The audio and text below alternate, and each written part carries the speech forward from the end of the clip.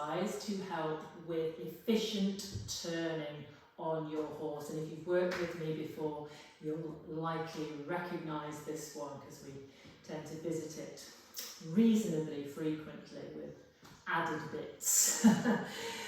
Let's check in to your foot spacing. So if you bring your fingers again, let's bring the feet and the knees together.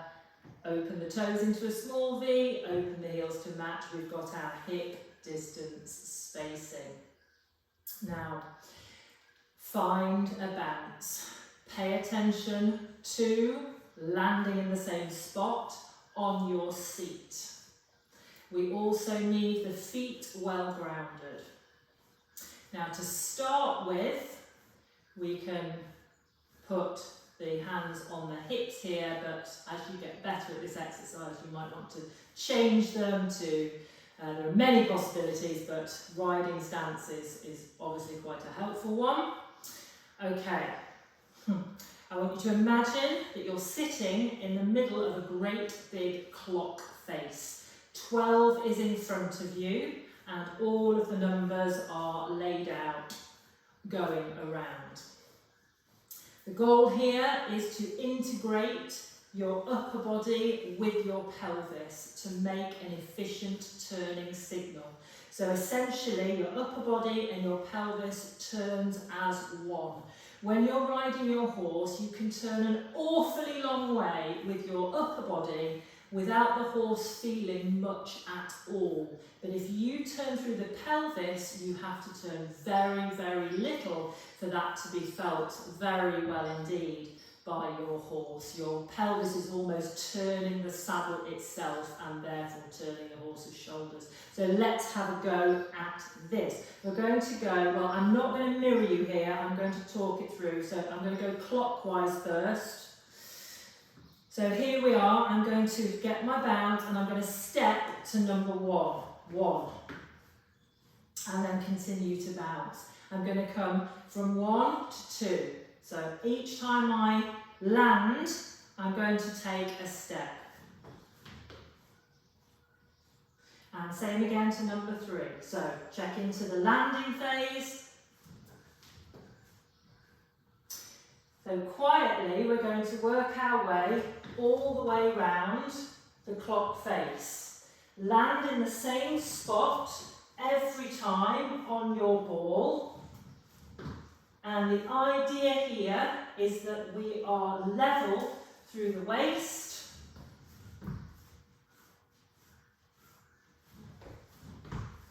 And there is no wiggling or jiggling through the sides of your body. So you take the turn step when you feel organised.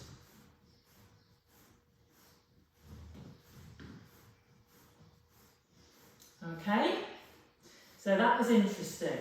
Notice how your body felt to take your pelvis around in that clockwise direction. Did it feel like you were dragging one side with you, or did it feel like you could turn through a central axis? So bringing one side of your pelvis back as you take the other side forward. Shall we try the other way? So you can have your hands here or here. Okay, so we're going to go the other way. Check in and then time your steps. Have your feet as flat as possible. So when you land with a flat foot. It's a bit easier then.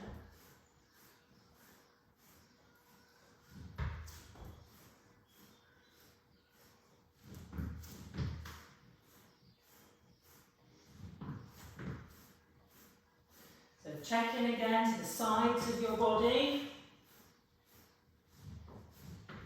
And when you feel ready to turn, you take your step. So remember, it is one leg step per bounce. So how did that feel going in that direction? You can have a little rest from your bouncing if you would like. We can start doing individual numbers like that, and then we need to practice going all the way round, so giving you a bit less time to prepare in between.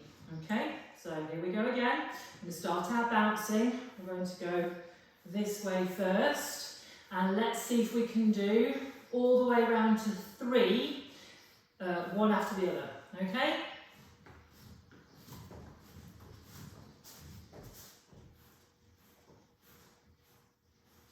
Okay, so take your time, establish your landing in the middle and then round to 6. Both feet as even as possible. Make sure the feet don't get too wide apart. So small steps are your friend for this. Small steps are your friend. Okay, so we've been all the way around in quarters. You can pause there for a second. We're going to go all the way around the other way in quarters. So find your bounce again. You might be feeling your thighs a bit. Check that your feet aren't going too wide apart. Here we go. Whoopsie daisy. Caught on my map there. So landing, same spot.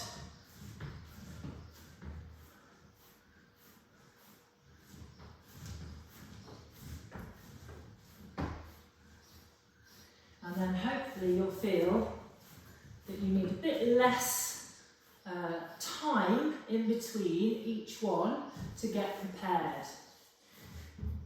Are you ready to go all the way around? We'll go all the way around, a whole circuit. Ready? Here we go. So turning around the middle.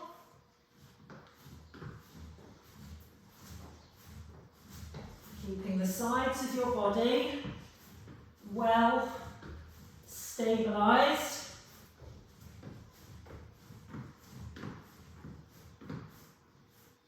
Good. How was that? Have a little break. Now you might find that your ball turns with you, and that's quite a good thing actually. It's quite a good thing if your ball turns with you. If you have sticky breeches on or silicone bits, then it might just be sticking to your leggings. But when you get a good connection with your ball, then you will find it turns with you, as the horse's back will. Other way. Ready?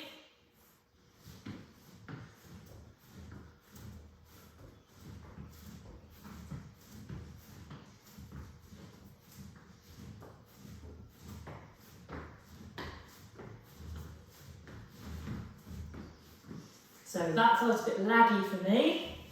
I'm going to start again. Everything's sticking to everything else. So I'm going to go once more in each direction. Are you ready? Here we go. Landing evenly, even feet. Aim for those numbers on the clock as much as possible. So these steps stay even.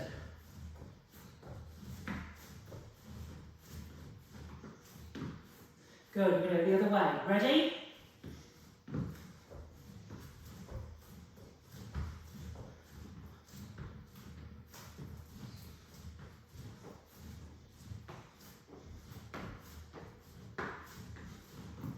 We made it.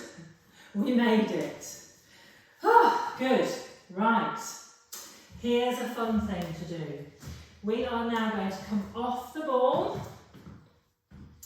and you are going to position your feet fairly close to a wall.